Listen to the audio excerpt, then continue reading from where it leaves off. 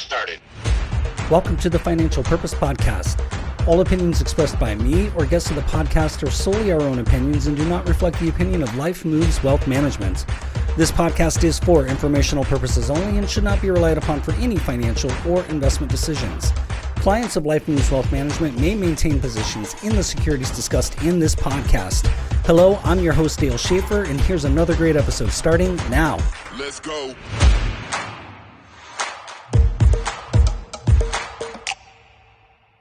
And welcome to the Financial Purpose Podcast. This is episode 28. Today, I want to talk about becoming a 1%er.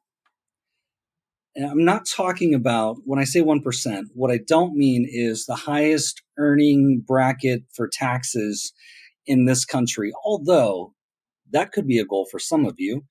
That's fine. And I'm also not talking about that particular motorcycle club, which I probably can't talk about anyway on this podcast. But when I talk about becoming a 1%er, what I'm talking about is a method in business called the Kaizen method. And if you're not familiar with it, it's actually something that Toyota made quite famous. And actually, it's kind of the core of their operating procedure. It's a Japanese word that means improvements, and it was used largely after World War II to help rebuild the Japanese economy. And I'm going to read to you what Kaizen is. And this is from Wikipedia, so you can look this up as well. But it is a concept referring to business activities that continuously improve all functions and involve all employees from the CEO all the way to the assembly line workers. It applies to processes such as purchasing and logistics across organizational boundaries and even into the supply chain. It's been applied in healthcare, psychotherapy, life coaching, government manufacturing, banking, and even at Life Moves Wealth, it's a part of the financial planning process, in fact. By improving standardized programs and processes, Kaizen aims to eliminate waste and redundancies. We would call that lean manufacturing, or you may have heard of Six Sigma. It's kind of all in there. And as I said, it was first practiced in Japanese businesses after World War II.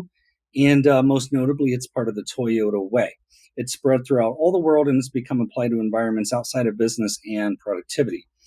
The Toyota system, in fact, how they use Kaizen is all of their individuals on the assembly line are expected to stop the production from moving in any case where they see an abnormality. And along with their supervisor, they can suggest an improvement to resolve that abnormality or structural flaw or some other design issue. And that may initiate what we call a Kaizen. And so it delivers small improvements, continually aligned small improvements. It yields large results in terms of overall improvement and productivity.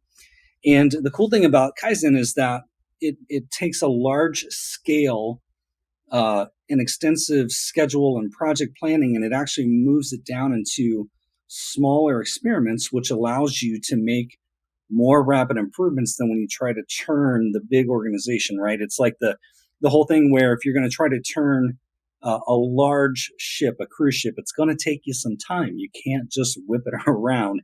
And that's what we're talking about with Kaizen. And that's what I mean by 1%, because the Kaizen method is often associated with making just 1% improvements along the way. Now, you may be asking, how in the world does that even apply to personal finance and a larger financial purpose? Now, I said a few minutes ago that the Kaizen method is actually a backstop for how I approach financial planning. So I guess maybe the easiest way to explain how it applies is to talk about pain. And based on my brief research and personal experience, there are all sorts of factors that influence pain tolerance. And that includes things like your age and your gender. And I'm talking male and female in this case. Sorry. Side note, like I was almost even afraid to say that because I don't want to get canceled. But that's what I mean by this, medically speaking. There you go. Level of athleticism, genetics, and even your hair color, which may not apply to me directly, but apparently that's a factor. Few people can tolerate pain for an extended period of time, and few people can really tolerate financial pain for any period of time, certainly not an extended period of time. And so, with that said, let me ask you a question. Right now, as you're hearing these words, are you where you want to be financially? And everyone I talk to probably says no. And I mean everyone, all of my clients, prospective clients, friends, neighbors, networking partners, everybody wants to be in a different spot financially. Heck, even 5-year-olds want more money. In fact, uh, throughout the summer, it's been quite warm here in Arizona, and a lot of afternoons in a little shaded part right where you exit our neighborhood. There have been young kids sitting out there selling lemonade, and I stop every time because the lemonade is lemonade, but it's just so cool to see little kids out there trying to earn money pouring lemonade. So everybody wants money, and everybody has some form of financial pain. Now, financial pain varies, the degree and the level varies all over the wealth spectrum, whether you have just enough money to pay everything and save a little bit versus if you have so much money that you can spend it and it doesn't even matter, you're going to have some kind of financial pain. And it's caused by things like earning less than you want. That's always a big one. Uh, Carrying credit card balances that you don't want to carry and not being able to get rid of them. Wanting to buy a house, but you're locked out due to higher prices and higher interest rates at the same time. Maybe you've missed out on an investment opportunity. Maybe you're tired of working for somebody else. Maybe you're concerned that you didn't save enough for retirement and now you're worried about running out of money. Maybe you're a business owner, you need to hire another person for your business, but you don't have the revenue, or you're not ready to release the revenue. Maybe you want to sell your business, but you aren't prepared, you don't have a buyer, you don't know what the business is worth, and you don't even know if you can even sell it. And if you're feeling pain from more than one or maybe two of those things right now, you may have trouble seeing a path forward that makes any sense at all. Because when it comes to improving your finances, you'd love to do that with a bulldozer. You don't want to do it just bucket by bucket in a shovel. You want to clear it out right away, start over on fresh ground, easy peasy, just run it over, be done with it. But it doesn't work. And for most people, the only pathways to do that when it is to take a bulldozer approach, and that's either to somehow get a windfall or to declare bankruptcy. And both of those things can be financially devastating for most people. So, a more effective way that I've found to get where you want to be financially, physically, relationally, emotionally, professionally, literally anywhere where you want to see improvement is by initiating a Kaizen on your life. And by the way, all of those areas, financial, physical, relationships, emotional control, your profession, those are all directly correlated to each other.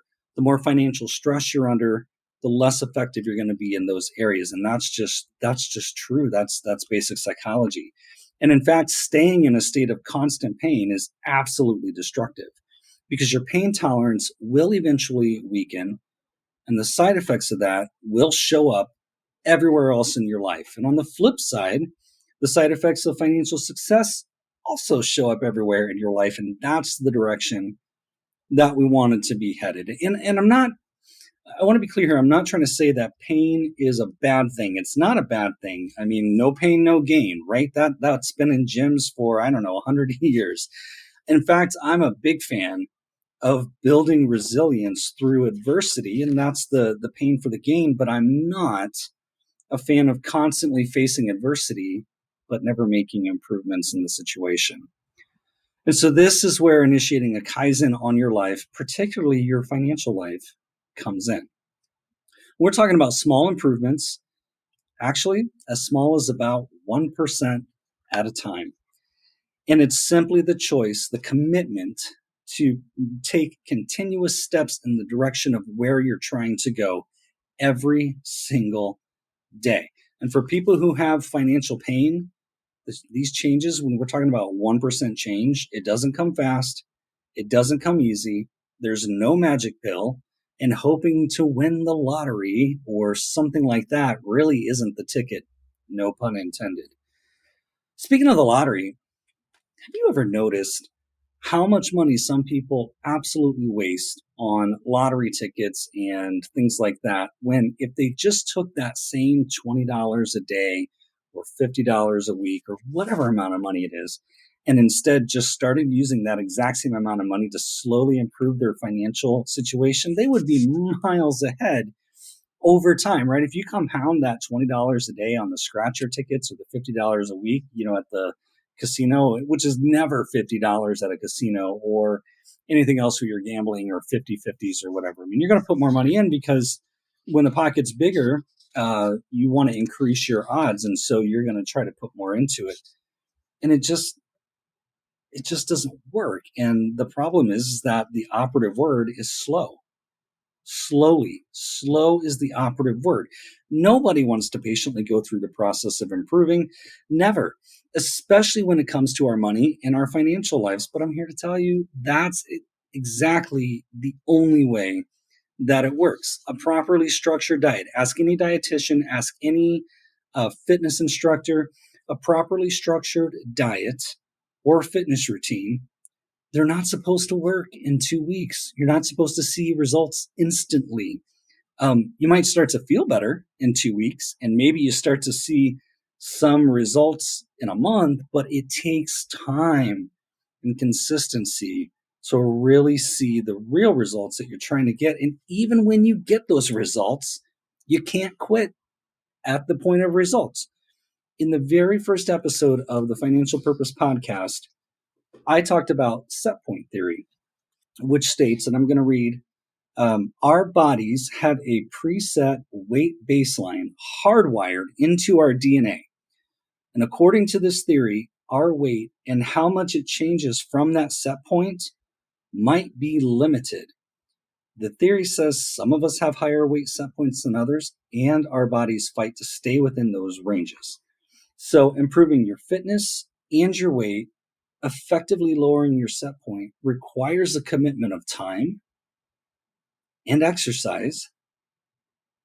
And it takes time. The reason why time is important is because your body has to adjust and then reprogram. And if you try to go too fast, or if you quit in the middle of your progress, your body and your weight will just bounce right back to where you started. It very much follows the psychology of money, and it's how money works. It takes time and discipline and commitment to improve your financial state. So how you doing so far? Time and commitment, are those things that you're willing to do? Or are they things that you struggle with? Is it just too much to think about? Well, if you're ready and you want to initiate a Kaizen on your financial life, here's 5 easy steps for reaching $1 million in just 30 days. I'm just kidding.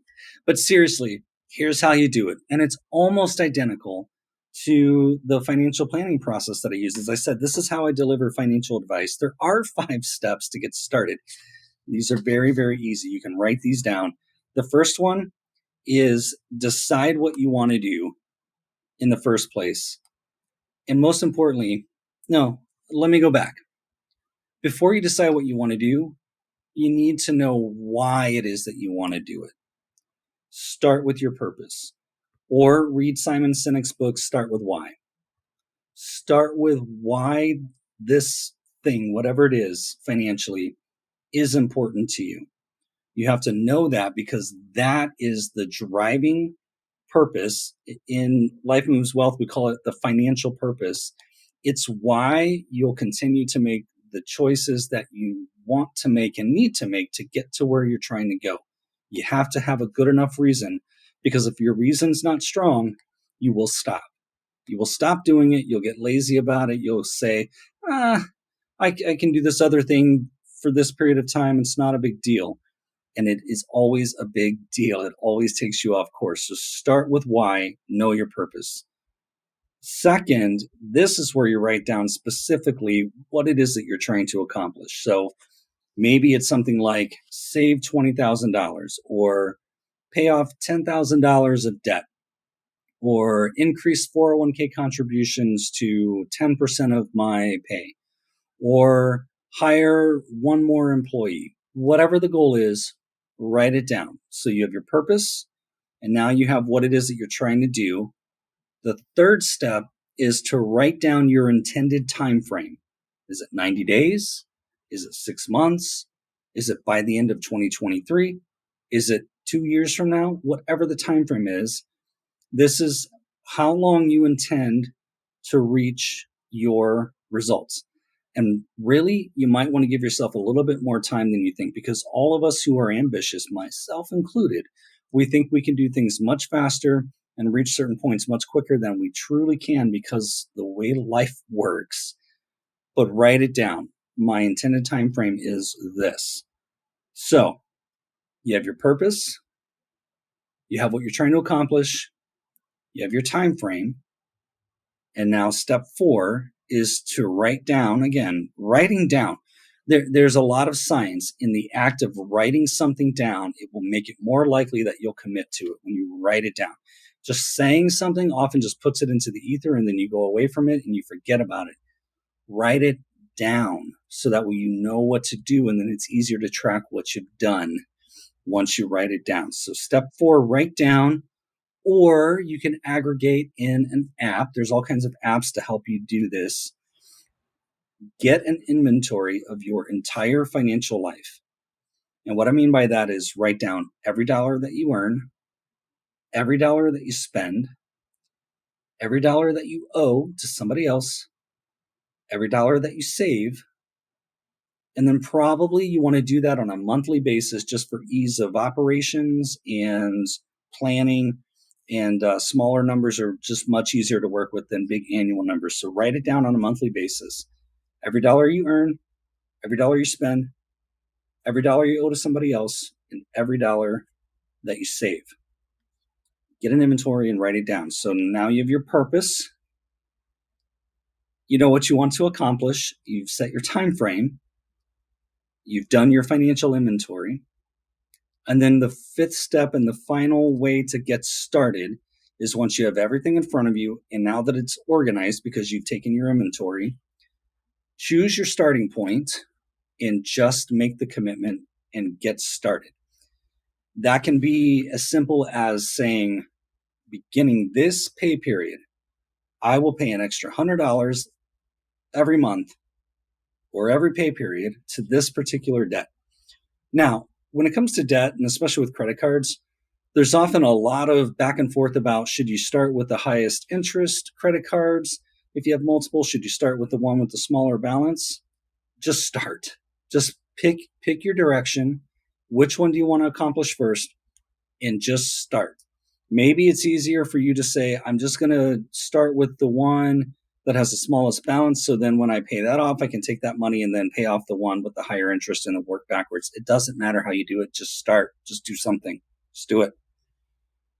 Could be something like, today I will log in to my 401k system and I will increase my contribution to 10%. Done. It's just done. And then next year I'm going to increase it to 12%. Write it down and do it. Could be something like, every week I will add $50 to my investment account or $200 to my investment account, whatever it is. Just do it. And I highly recommend automating all of it. It's a little life hack that I use personally. It actually helps you get into the habit of directing money to various places. It's kind of like a glorified envelope system. It's actually very much in line with the profit first method. And if you're not familiar with the profit first method, let's talk, especially if you're a business owner. It definitely can be helpful to you and to your cash flow. So it's very easy. It's a tactic to keep your cash flow flowing at all times. And personally, like I said, I use it every week. I have a certain amount of money that goes into various certain savings account. It moves from my checking account. It goes to my investment account, different savings accounts. Some of them are to aggregate savings, and some of them are just holding accounts. And so those holding accounts can be very important for larger expenses or planned things like maybe your housing payments or your car payments, or like in business, I have a holding account for eventual taxes that I'll need to pay. The purpose for those accounts is to aggregate the amount of money that you're going to need, and then it empties out and starts over. It's not supposed to be a place where you hold cash and let cash grow. It's simply a in and out kind of account. And I do it, and the reason why it works and the reason why we do it with the profit first method is because it sets aside money that has other purposes so that it's out of the way of accidental spending or any other spending. It just moves it over there. It serves its purpose, and then you do it again. All of your money at all times needs to have a purpose. It needs to have a job, because money can either be very, very lazy and just sit around all the time, or it can be your star employee who brings back more dollars every time it goes out. So you need to make sure that your money has a job, has a function, and that is a great way to do it. And it's a way to apply the Kaizen method, because let's say you have a goal to take your family on vacation next summer, and you know that it's probably going to cost $10,000 to $12,000 depending on what you do and where you go.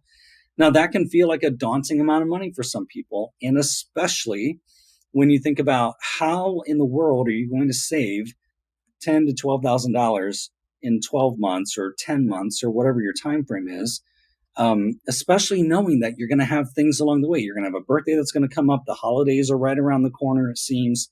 Maybe you're going to need to replace the tires on the car, whatever it is. Something's going to come up, and life will absolutely happen unplanned along the way, which is why you need to control as much of it as you can control. Whatever you can control it.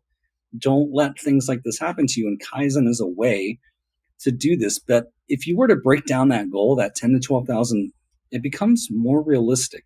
So let's say you're going to need to create enough cash flow to generate, approximately an extra or an available, maybe it's not even extra, maybe it's just making it available, $800 to $1,000 per month. Could you do that? How about $200 to $300 per week? How could you make that work? You start to figure out how to solve that problem. When you figure out how to solve that problem, what you're actually doing is solving the much larger goal. You're taking small incremental steps toward it. So no matter what your goal is, following the 5 steps that I shared a few minutes ago and then making the commitment to start is the only way to make improvements. And the nice thing about improvements is that along the way, you can halt the progress, take an inventory of what's happening, and adjust your approach or adjust the method or adjust what you're doing and how much you're doing it and how often you're doing it. You can make those changes, but you just need to get started before it can start rolling down the assembly line and being productive. And the key is, and this is true for anything, it's just like your marriage, and it's just like your career, and it's just like your job as a parent. You have to wake up every single morning and recommit to doing it. That's the only way it works. You have to be an active participant in these things, in your relationships, in the way that your money works, and it requires an everyday commitment. You have to stick with it. And guys, it's 1% at a time. Those results, that 1%, it will absolutely compound. And if you commit and you do it, you're going to turn around a year from now. You're going to be able to see the progress that you've made. I promise. Waiting until this one thing happens or until the holidays pass or until you get through this next thing, that mindset is going to be the enemy of you getting the progress and you arriving at where you're trying to go. So start today, make the commitment, and when you wake up tomorrow morning, make the commitment again and just keep doing it. It's 1%. 1%. That's it. So if you have questions or you would like help initiating a Kaizen in your financial life or in your business, I'd love to talk to you. You can send an email to info@lifemoveswealth.com. We'll get started and we'll do it together, 1% at a time. And we'll track it and we'll monitor the progress, and you'll be much, much further ahead than where you are now. 1%. 1% a day, 1% at a time, continuous improvement. It works. That's it. That's what I have. And until next time, take care. If you enjoyed this episode, be sure to like, subscribe, and share. Learn more about your financial purpose at lifemoveswealth.com.